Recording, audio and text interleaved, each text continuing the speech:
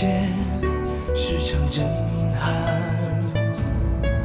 从此后，我心里被你填满。狂风中，暴雨里，心心相印。迎着风，迎着雨，笑容灿烂。奔向你，让我们策马奔腾；奔向你，让我们踏遍红尘。奔向你，让我们紧紧相随；奔向你，让我们挥洒青春。这场爱强烈到天崩地裂，这场爱简直是轰轰烈烈。不管他人世间几人能见，我和你共始终，此情不灭。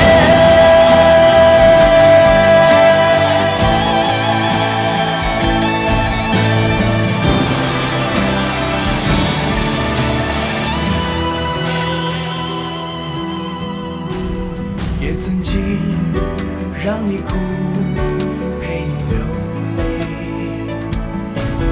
转眼间你用爱把我包围。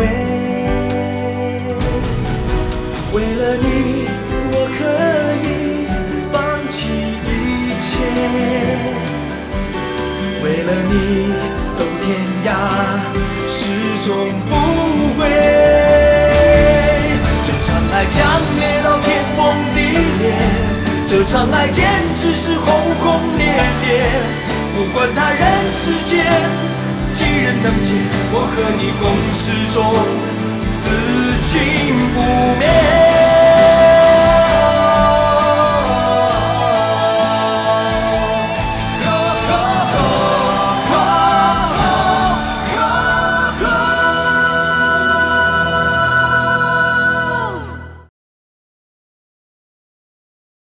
你攻击皇上，他们会受不了的。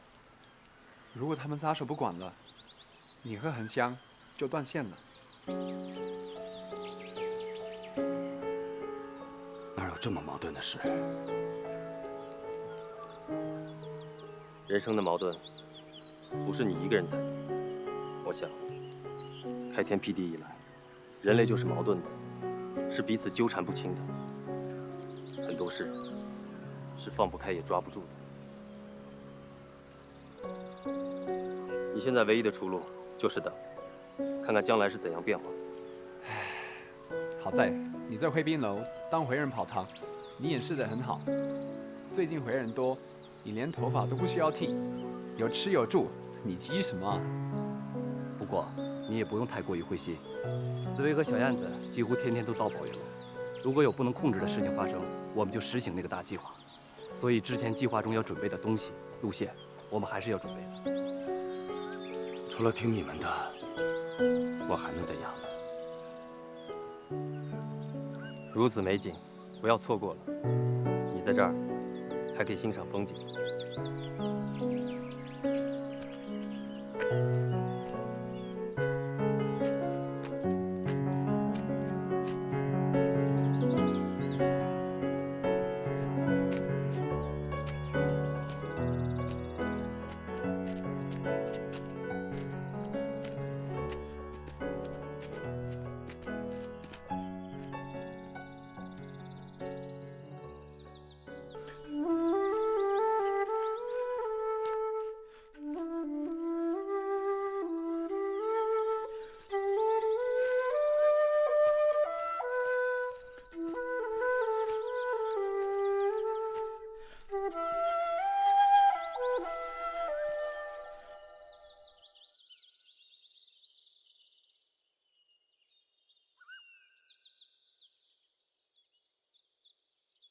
萧剑，你是从什么地方变出来的？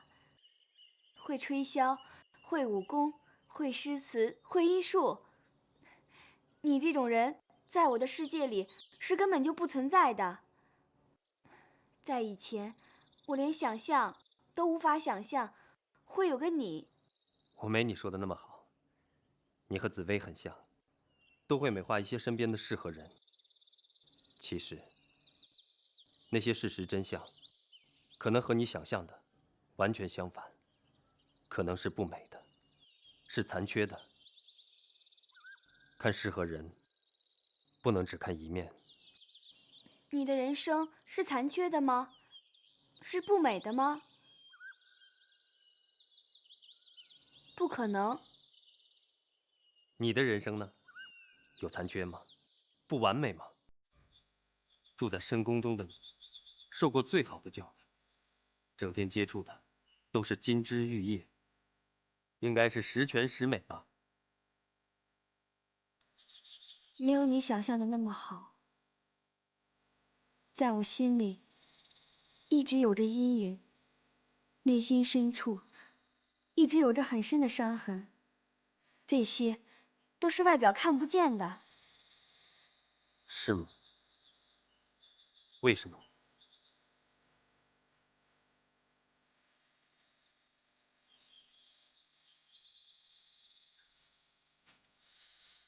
在我5岁那年，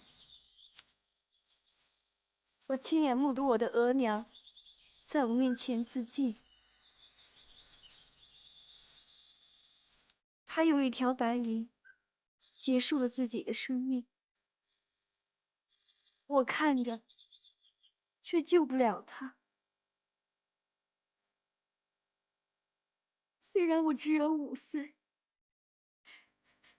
但是那种震撼和痛楚，一直深深刻在我的心里和脑海里，挥之不去。5岁，你5岁那年，失去了自己的额娘。还不止我的额娘，我阿玛也在四川的战役中阵亡。3天后，我额娘得到消息，就殉情而死。短短的3天中，我失去了额娘，也失去了阿玛，这才被送进宫，投靠老佛爷。晴儿，我和你一样，只不过比你大一点。我那时7岁，整个经历和你相似极了。什么？我7岁那年，亲眼目睹我父亲的死亡，然后我母亲殉情，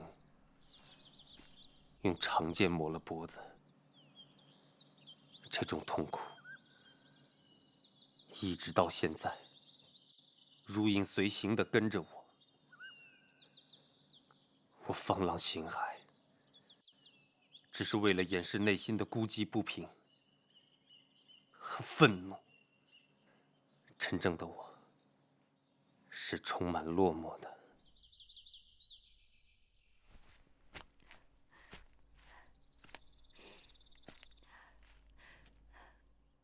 我也是。在宫里，我是太后的妻媳，我是最完美的格格，我是知书达理，是高不可攀的。可是，我的内心却是孤寂的。我了解你说的那种不平和愤怒，我也会。可是，我必须压抑着，去尽量做好我那个完美格格的形象。有时候好累，有时候像困在茧里，好想冲出去。我了解，我非常了解，太不可思议了。我的身世和你的身世，居然有这么大的雷同。那天，在龙县的陷阱里把你救出来，只是一个偶然。你那天受了伤，却十分坚强，我当时就印象深刻。我不肯留名，以为再也不会遇到你。现在，我不禁在怀疑：难道这冥冥中，一切都是天注定，注定要我遇到你？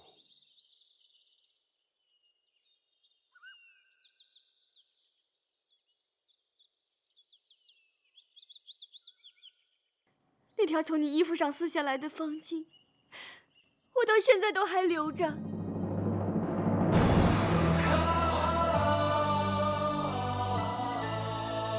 是吗？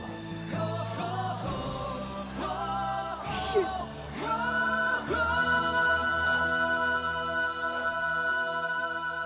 你会害死我的。从此，你要想尽一切办法，当他们出宫的时候，你要跟着一起出来。我不想在人群中重复的寻找你，却找不到的失望。你有吗？在今天的谈话前，你就有这种感觉吗？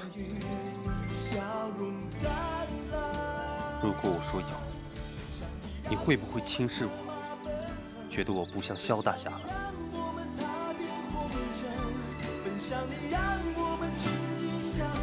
你才会害死我！以后在宫里的漫漫长日，你要我怎么办？不管他人世间，几人能见，我和你共始终，此情不变。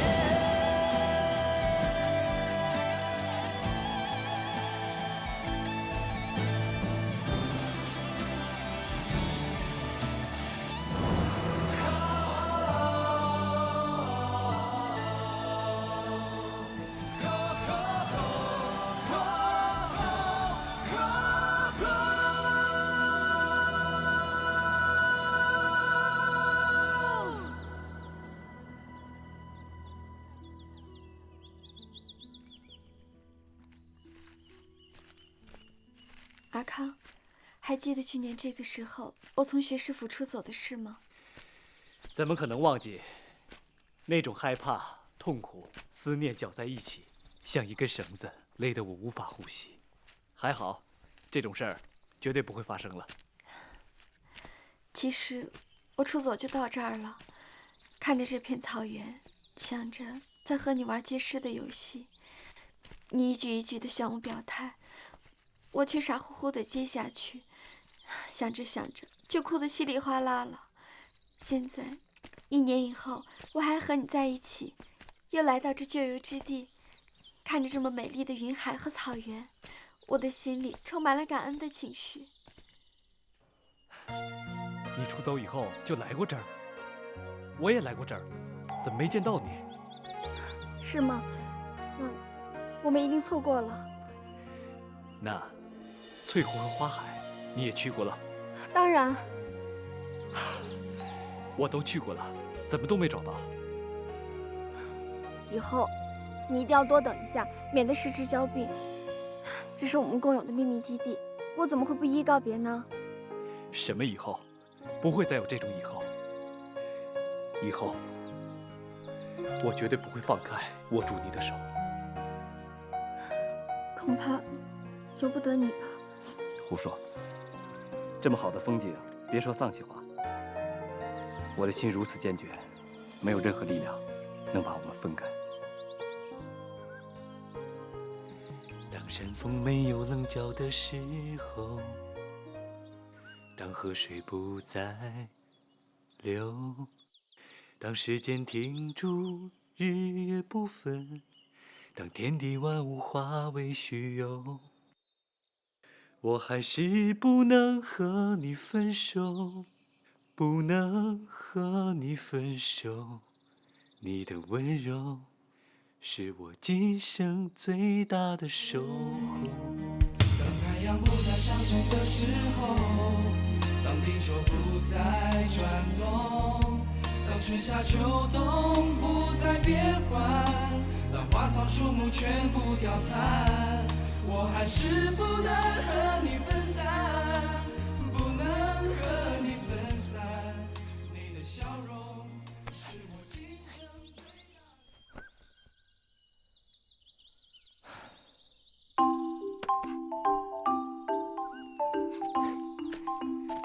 呀，哇！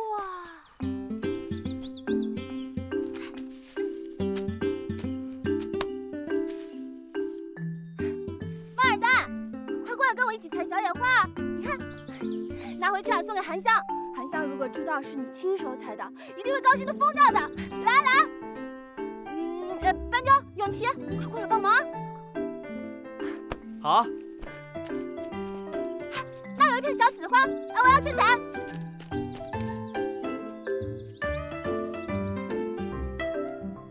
哇，这好多紫色的花！班吉明，看。哎，你们快点！小燕子，你小心啊！小心一点啊！这个草地不是大平原，有高有低有石头，你不要摔了。要采花就乖乖的站着，有事吩咐我们2个侍卫就行了。那个御前侍卫现在只能服侍1个人，你呀就交给我和班吉明了。斑鸠，我们采了这么多，应该够了吧？我来了！哎，那有一大片紫花，我要去采，你们快点啊！快跟上！看，就是这样，好的。有进去，我要跟上去！小燕子，小燕子，小燕子，你在哪里啊？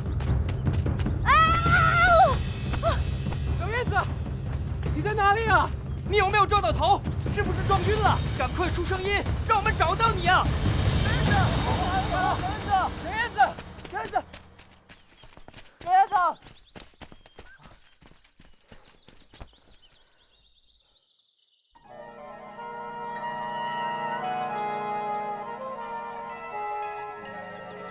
你在干什么？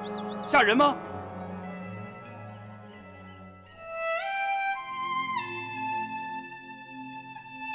马尔丹，我在给你祷告呢。我这样躺在草地上，看着蓝天白云，我感到我们每个人都找到了自己的幸福。即使遇到了很多事儿，很多挫折，挨打受罪，可是我们还是在一起。可是你的韩香却没法在你身边，这也太不公平了。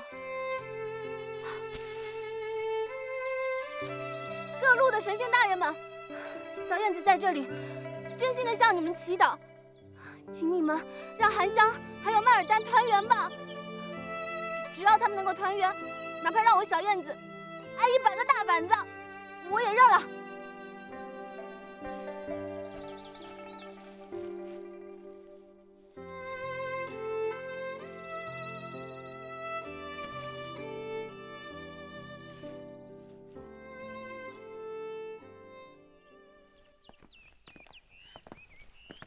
看那，好美今啊！天带你出来走走，以后啊，你要想散步，就让金铃子、银铃子带你出来。一直待在屋子里，对于远从回家而来的你，一定很不习惯吧？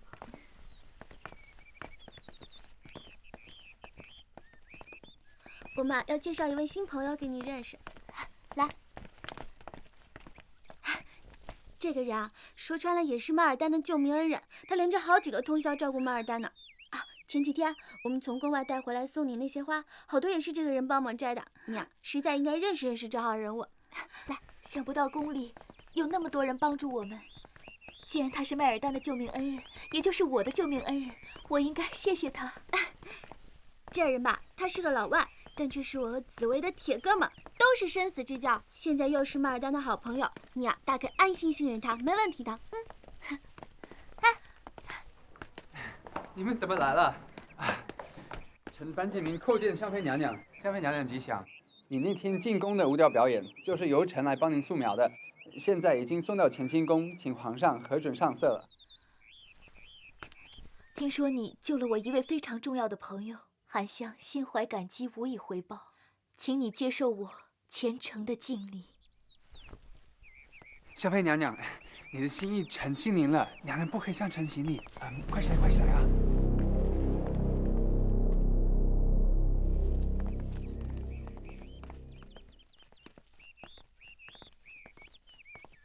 老夫人吉祥，皇后娘娘吉祥。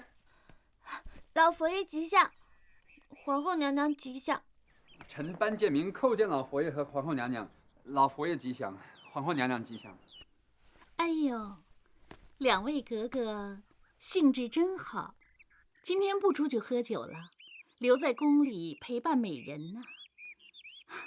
两位格格真是机灵，哪儿香就去哪儿，好像早上还没有去过慈宁宫给老佛爷请安，就到这如意馆和洋画师拉拉扯扯。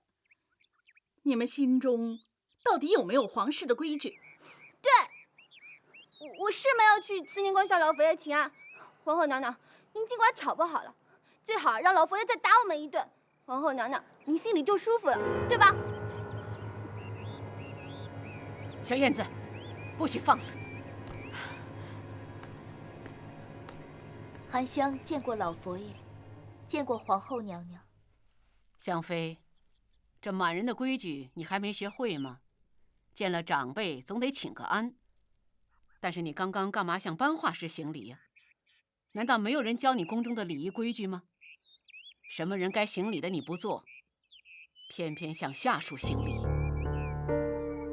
老佛爷，两个格格都学不会宫中的规矩，这香妃又和还珠格格走得那么近，那就更学不了规矩了。你这身打扮也太奇怪了，既然成了大清的妃子，还是入乡随俗的好。晴儿，回头去找几件衣服和鞋子，给香妃换装。老佛爷，我觉得香妃娘娘这身衣裳也蛮好看的，一定要换吗？臣妾那儿刚好新做了2套衣裳，还没穿过。如果香妃娘娘不嫌弃，臣妾就让容嬷嬷去拿。老佛爷，香妃娘娘得到过皇阿玛的特许，她可以不学满人的规矩，不穿满人的衣服，维持她回人的身份的。又是特许，她在皇上面前有特许，在我面前没有特许。既然是我们满人的媳妇，就得守满人的规矩。容嬷嬷、贵嬷嬷，把衣裳拿到宝月楼。皇后，你看着她换装，连她头上那些奇奇怪怪的发饰一并换掉，换齐头。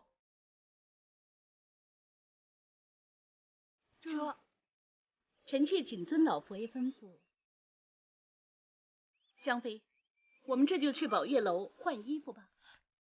韩香不能从命。什么？可兰经说得很清楚，众生平等，没有人可以勉强别人做任何事。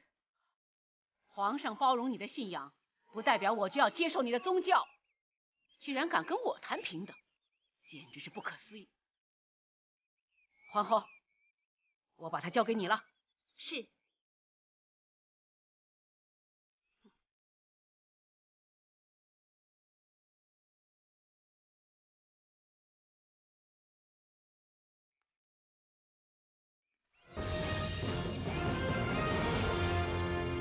总之，这宫里面的侍卫已经各归其主，如何防止内斗，这是个问题。因为各宫之间争权夺利的情况还是存在的。皇上既然这么信任臣，把这么重要的任务交给臣，臣一定竭尽全力。只是臣还太年轻，怕有些事情力不从心。皇上，皇上！班建明啊，你那么匆匆忙忙的，有什么事啊？皇上，请您快去救香妃娘娘。老佛爷要强迫香妃娘娘换旗装。什么？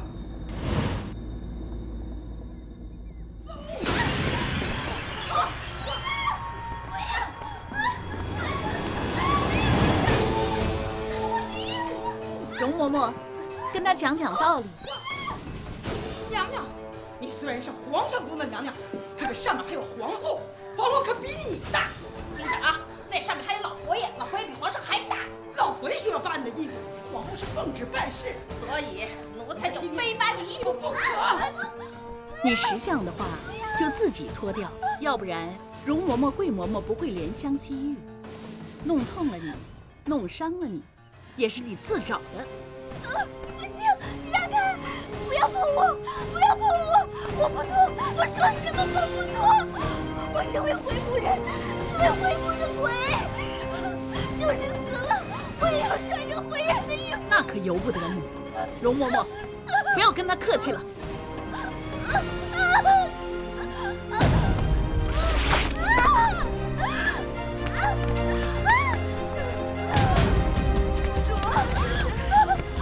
放公主吧，回部的衣服不能脱，不能脱，这是我们回部的传统。身着回部的衣服是对真主安拉的敬仰，不能脱呀！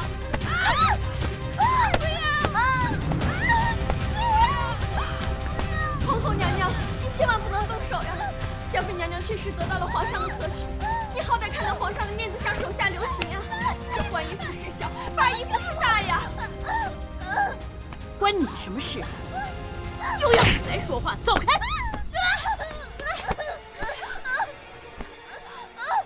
皇后娘娘，你凭什么违抗皇阿玛对香妃娘娘的特许？你把皇阿玛放在眼里吗？我在执行老佛爷的命令，这里没你们说话的份儿，给我滚！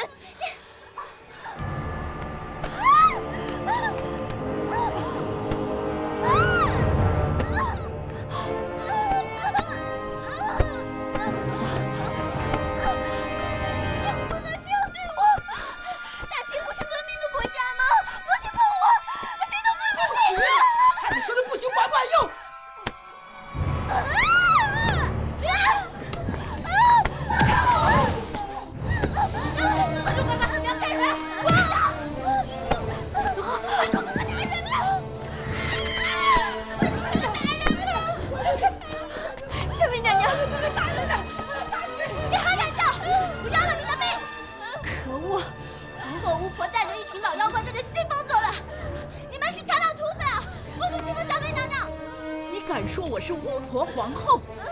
来人呐，把这2位格格带去慈宁宫，让老佛爷亲自发落。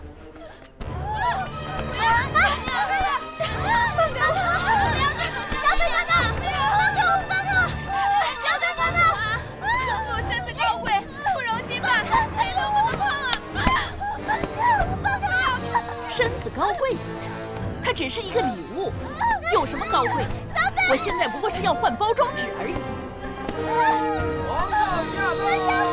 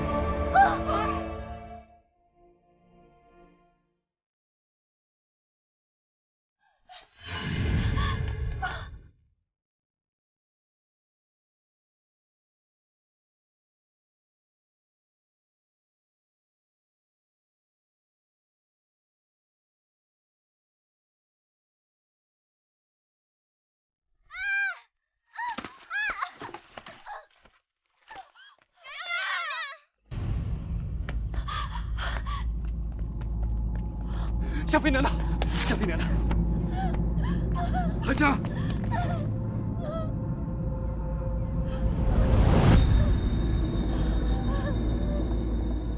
韩香，你没事吧？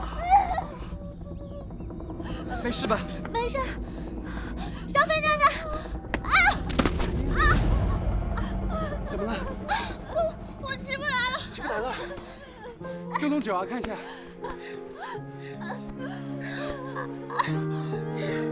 我脚痛。传太医，传太医！娘娘，娘娘，娘娘，娘娘，娘娘！怎么回事？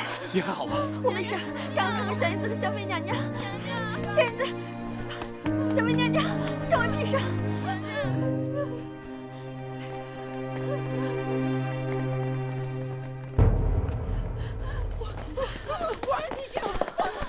你们这是在做什么？居然逼着香妃跳楼！敢对香妃动手，你们全体活得不耐烦了！来人，把他们全部拉下去斩了！皇上，臣妾是奉老佛爷的命令给香妃娘娘换装，难道皇上要反抗老佛爷不成？皇后，今天扒了香妃的衣服，朕要扒了你的皮。如果香妃跟小燕子有丝毫的闪失，朕要你们全部承受一样的罪。小燕子，你的腿还能动吗？皇阿玛，我们都没有死，可是我的脚好痛。回皇上，还珠格格的脚可能骨折了。皇上，香妃娘娘没事，只是受了很大的惊吓。来人呐，把这些嬷嬷每个人切掉一条腿。是。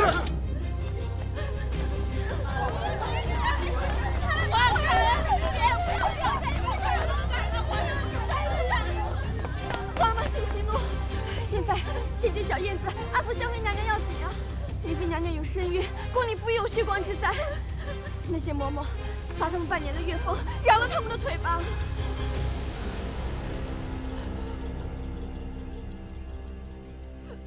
你们都给朕滚下去！看在紫薇的面子上，你们的腿都先留着。以后谁再敢来宝月楼闹事，朕一定摘了他的脑袋！滚！滚！滚！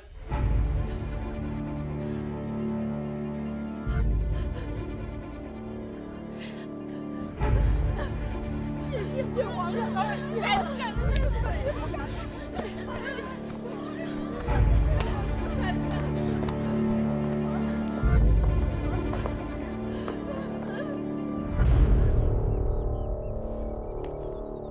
什么？跳楼？他居然这么强硬，连一件衣裳你们都没办法帮他换下来。臣妾实在太无能了。那个多事的班杰明搬了皇上来，皇上对臣妾又吼又叫，臣妾心就怯了。老佛爷，您老人家得给我做主。皇上撂了一句话给我，说要扒了我的皮。哎呀，皇上最近是怎么了？先是纵容2个民间格格没规没矩，连我这个额娘提出的指婚也不理不睬。现在莫名其妙的又迷上了一个香妃，这3个女人把整个皇宫弄得是鸡飞狗跳。这真不是大清的福气，也不是皇上的福气。老佛爷，有句话奴才不知道该讲还是不该讲。你讲。老佛爷，这2个格格是一条路上的人，我们早就知道了。可是香妃娘娘却来自回疆，也跟这2个格格一个鼻孔出气，这实在来得不怪。奴才觉得这3个从宫外来的姑娘都把皇上收拾得服服帖帖，这实在有悖常理。唉，这事确实有问题。老佛爷，今天我在御花园看到2位格格穿着红色衣裳，香妃娘娘一身白色回部装扮，那个景象真是好看极了。这个皇宫里面有个回部美女走来走去，那可真是皇宫一景。咱们呀，就像看西洋镜一样，有什么不好呢？您老人家何苦为了一件衣裳生了皇上的和气呢？是啊，晴儿言之有理。为了一件衣裳伤了母子感情，也太不值得了。这事儿就由他吧。皇上要扒你的皮，我自会和他说清楚。只要咱们不再追究香妃的事，不要想皇上不会扒你的皮的。臣妾谢老佛爷之定。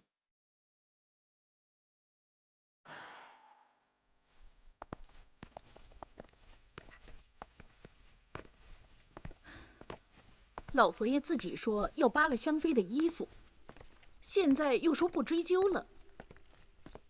晴儿几句话，就把场面给扭转过来了。那个晴儿啊，自从陪皇上微服出巡回来之后，就已经被小燕子他们收服了，和小燕子他们是一丘之貉。娘娘，老佛爷不是也想把晴儿许给尔康少爷吗？和紫薇将来是娥皇女英的关系。也难怪晴儿倒向淑芳斋了。这晴儿是不是脑筋有问题？以她的身份和老佛爷的撑腰，犯得着去贴紫薇的热脸吗？所以奴才认为这两个哥哥神通广大，连秦哥哥都能收复，厉害的不得了啊！好吧，厉害，咱们就跟他斗斗法。怎么样，脚伤严重吗？身上还有没有其他的摔伤啊？回皇上，还珠格格幸好没有直接落地，所以他的左脚的脚踝除了扭伤以外，并无其他外伤。臣现在必须马上回到御药房开些理气顺骨的药，以便配合治疗。好了好了，快去吧！记住啊，绝对不能让还珠格格的脚留下任何病根，否则你的脚跟脑袋也会不保。这2天我是被班杰明拎到树芳斋来看病的，我的双脚其实也没什么用了。皇上，您要是不嫌弃的话，随时可以来取。你的脚跟脑袋就暂时存在树芳斋吧。树芳斋一天到晚这个病那个伤的，即日起啊，你就担任树芳斋的专属太医，2位格格的健康就是你的责任。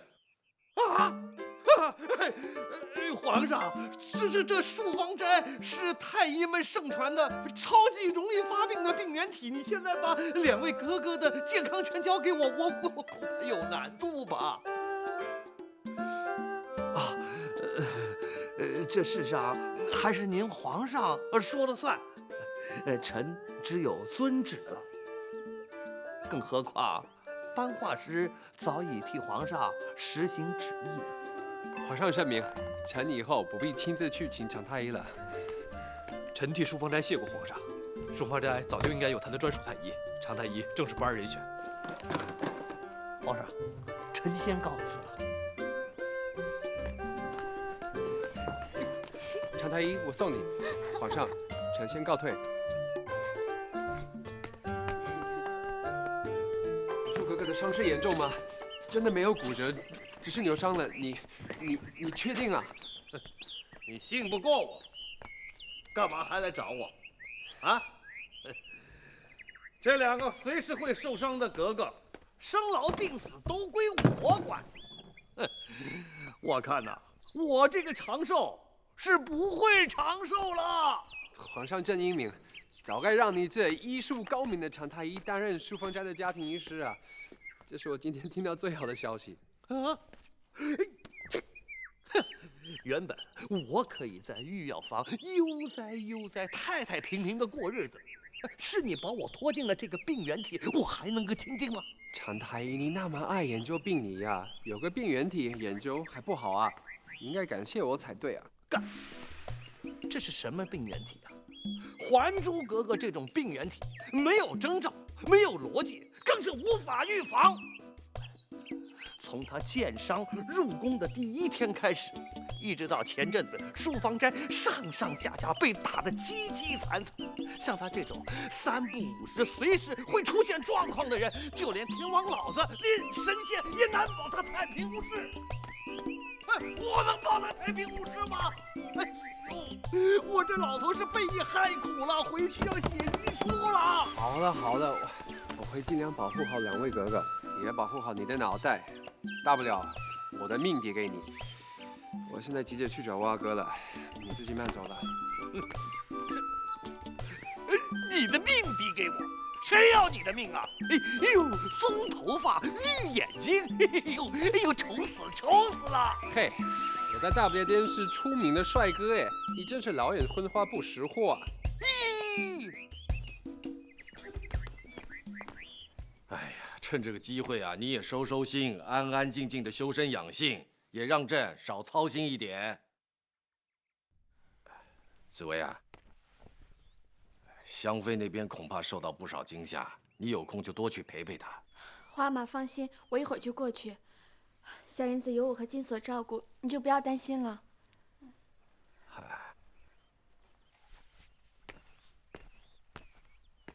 尔康啊，这次你和小燕子和班杰明紧急救下了香妃，也算是立下了大功，朕会对你们论功行赏的。谢皇上，救下香妃娘娘本身就是臣的职责所在，实在不该论功行赏。要！当然要赏，话嘛，你要论功行赏啊！我和紫薇都有功的，就多赏我们几天出宫日，我就感激不尽了。脚都受伤了，还想着出宫？那我可以让才子美女驾着走吗？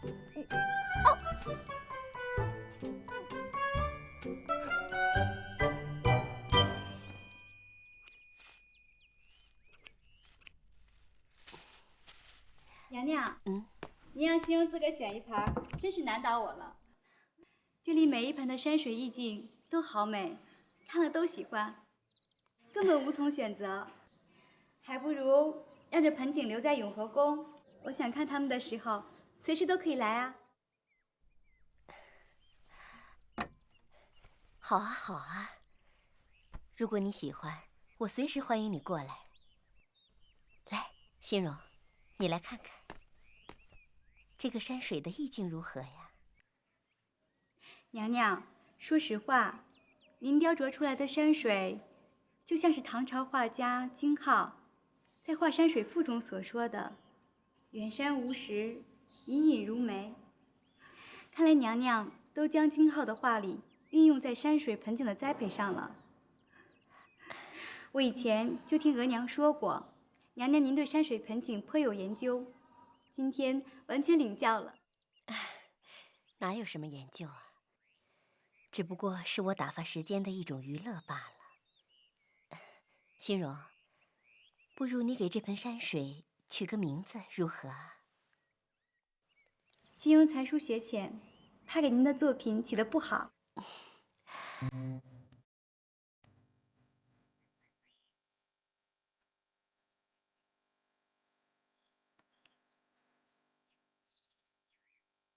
给这盆景叫做翠山幽林，怎么样？翠山幽林，这名字取得好啊！这盆山水就叫翠山幽林了。欣荣啊，雨妃娘娘吉祥，欣荣哥哥吉祥。你是来找五阿哥的吗？他正在书房呢。你可以过去看他。如果你是找他出去，那我丑话可说在前面。五阿哥现在有很多正经事要做，没有功夫跟你到外面去乱管闲事。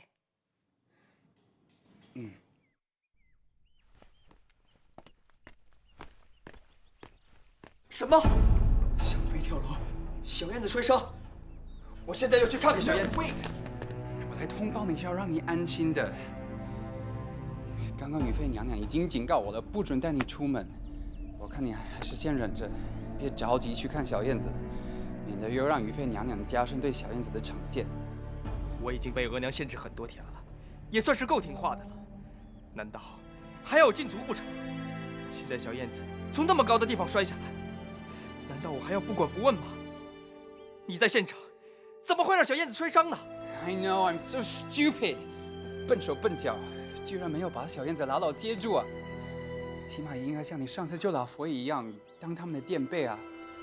我已经自责的想出撞墙谢罪了。常太医，确定只是扭伤，没有摔伤骨头吗？不行，我还是不放心，我必须亲自去看一下才行。你哪儿也不准去。番画师，如果你的话说完了，那请便吧。永基今天不准离开永和宫。额娘，我出去下马上回来。您不要这样对待班杰明，他是比我亲兄弟还要亲的好朋友。如果他真是你的好朋友，就要为你的前途着想，而不是带着你到处惹是生非。欣荣还在我们这儿，你不要让人家看热闹。我管他谁在这儿，我出去，难道还要看他的脸色吗？他还能管得住我吗？永琪，我还要警告你多少次？如果你再不克制自己的态度，别怪额娘跟你翻脸。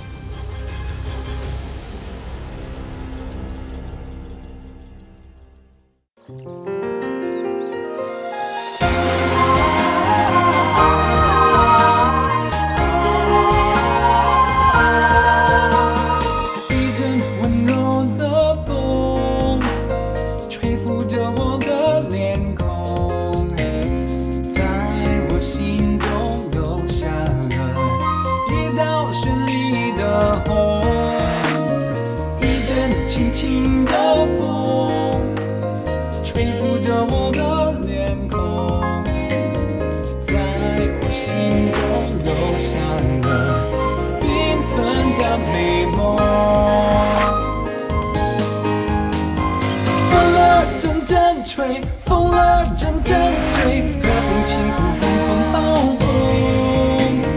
我一想，所有的风，有时欢喜，有时轻松。